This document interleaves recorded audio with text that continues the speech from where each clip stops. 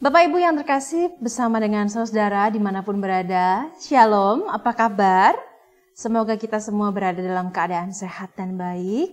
Namun jika tidak, semoga kita berangsur-angsur membaik. Mari kita akan berdoa sebelum kita akan menggumuli firman Tuhan hari ini. Dan kita bersama-sama menggumulinya dalam Bina Iman GKI Klasi Solo. Mari sebelumnya kita berdoa. Bapa yang Maha Kasih, kami sungguh bersyukur untuk kedalaman cinta-Mu yang sebenarnya tak pernah cukup kami selami dan alami. Kedalaman cinta-Mu selalu membuat kami kagum pada cara Tuhan mengasihi dan merawat kami sedemikian rupa. Engkau yang mengizinkan semua pengalaman kami hingga hari ini mewarnai kehidupan kami, dan dengan semua itu sebenarnya Engkau terus mau membuktikan diri-Mu sebagai Allah yang sungguh-sungguh hidup dan berjalan di dalam semua pengalaman-pengalaman kami. Kami akan kembali menggumuli kebenaran sabda-Mu. Mohon kiranya Tuhan yang memberikan kami pencerahan, pengertian, dan di atas semua itu pengalaman iman yang sungguh juga membuat kami tergugah dan pada akhirnya berubah oleh karena pembaharuan sabda-Mu. Demi Kristus Yesus. Amin. Bapak, Ibu, dan saudara-saudara yang terkasih, kita akan membaca Injil Yohanes pasal yang kelima, ayat 1 sampai dengan ayat yang ke-9. Saya akan membacakan untuk Bapak Ibu saudara-saudara sekalian. Injil Yohanes pasal 5 ayat 1 sampai 9. Sesudah itu ada hari raya orang Yahudi, dan Yesus berangkat ke Yerusalem. Di Yerusalem, dekat pintu gerbang domba, ada sebuah kolam yang dalam bahasa Ibrani disebut Betesda. Ada 5 serambinya, dan di serambi-serambi itu berbaring sejumlah besar orang sakit, orang-orang buta, orang-orang timpang, dan orang-orang lumpuh yang menantingkan goncangan air kolam itu. Sebab sewaktu-waktu turun malaikat Tuhan ke kolam itu dan menggoncangkan air itu, barang siapa yang terdahulu masuk ke dalamnya sesudah goncangan air itu menjadi sembuh, apapun juga penyakitnya. Di situ ada seorang yang sudah 38 tahun lamanya sakit. Ketika Yesus melihat orang itu berbaring di situ, dan karena ia tahu bahwa ia telah lama dalam keadaan itu, berkatalah ia kepadanya, "Maukah engkau sembuh?" Jawab orang sakit itu kepadanya, "Tuhan, tidak ada orang yang menurunkan aku ke dalam kolam itu apabila airnya mulai goncang. Dan sementara aku menuju kolam itu, orang lain sudah turun mendahului aku." Kata Yesus kepadanya, "Bangunlah, angkatlah tilammu dan berjalanlah." Pada saat itu juga sembuhlah orang itu, lalu ia mengangkat tilamnya dan berjalan.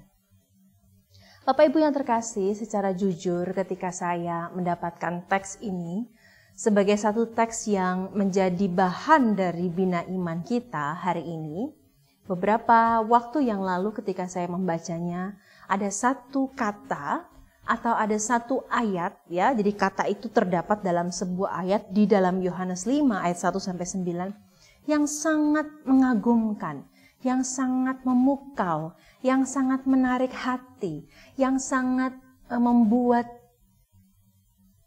firman itu, kata-kata itu juga sedang berbicara kepada saya.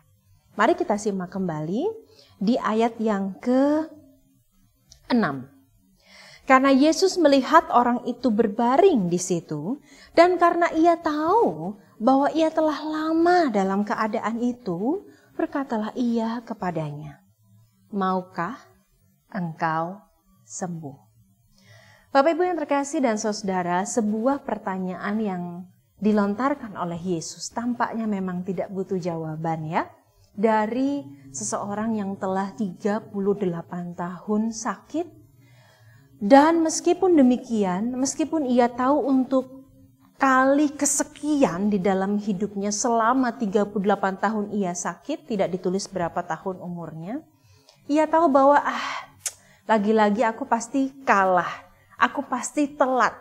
Ketika kolam itu terguncang oleh karena malaikat Tuhan turun dan dipercayai bahwa ketika goncangan itu mengenai atau membuat orang-orang yang terlebih dahulu masuk ke dalam 5 serambi atau 5 pintu di kolam itu sembuh. Tetapi ia toh tetap berada di sekitar kolam Bethesda. Artinya, pertama, tidak ada orang yang membantunya selama itu. Kedua, meski tidak ada orang yang membantunya, ia tetap berada di sekitar kolam itu. Meski ia tahu ia akan selalu terlambat. Dan rasanya kemungkinan besar untuk sembuh oleh karena ia terkena goncangan itu sangat sedikit. Oleh karena itu kalimat dari ayat ke-6 yang mengatakan ketika Yesus melihat orang itu dan ia tahu, kata-kata ia tahu itu menunjuk pada Yesus. Ia tahu itu bukan hanya sekedar, oh iya orang itu 38 tahun sakit. Bukan.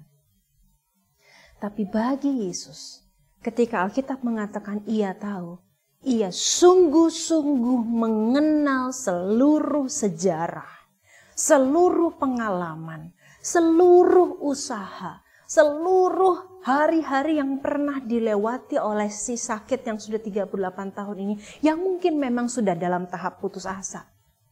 Sehingga ketika Yesus bertanya, maukah engkau sembuh? Ia menjawab, Tuhan bagaimana bisa sembuh? Wong aku ini pasti telat, dalam tanda kutip pasti terakhir lah. Enggak ada yang membantu aku. Intinya adalah memang pada waktu itu sumber dari kesembuhan banyak orang dan orang yang sudah 38 sakit ini ternyata pada goncangan air itu. Tetapi Yesus, sang sumber kesembuhan itu yang melampaui kuasa dari malaikat Tuhan yang turun dan mengoncangkan kolam itu, yang melampaui segala kecepatan orang-orang yang dengan gigih membawa orang-orang sakit untuk disembuhkan oleh karena kolam itu, bertanya kepadanya, maukah engkau sembuh? Di dalam kehidupan kita sebagai orang dewasa di zaman modern ini kita tahu bahwa sakit itu rupanya bisa banyak ya Bapak Ibu dan Saudara. Bisa sakit karena fisik, sakit karena fisik itu pun sebenarnya salah satu sumbernya adalah sakit mental kita. Sakit hati kita, sakit pada luka batin kita, sakit pada keadaan yang tak bisa kita kelola. Sakit pada banyak hal yang membuat kita begitu menjadi orang yang keras. Begitu sulit mengampuni, begitu sulit menerima keadaan, begitu sulit beradaptasi, begitu sulit bertoleransi. Itu pun jenis sakit yang cukup parah. Tetapi mari bayangkan ketika Yesus bertanya, maukah engkau sembuh? Dan apakah sejatinya yang sedang menjadi jawaban kita? Apakah kita pun dengan jujur mengatakan, aku tuh mau sembuh, tapi gimana caranya? Aku sudah berjuang untuk mengampuni, aku sudah berjuang untuk berobat, aku sudah berjuang untuk melakukan yang baik. Tapi kok kayaknya rasa-rasanya gak bisa.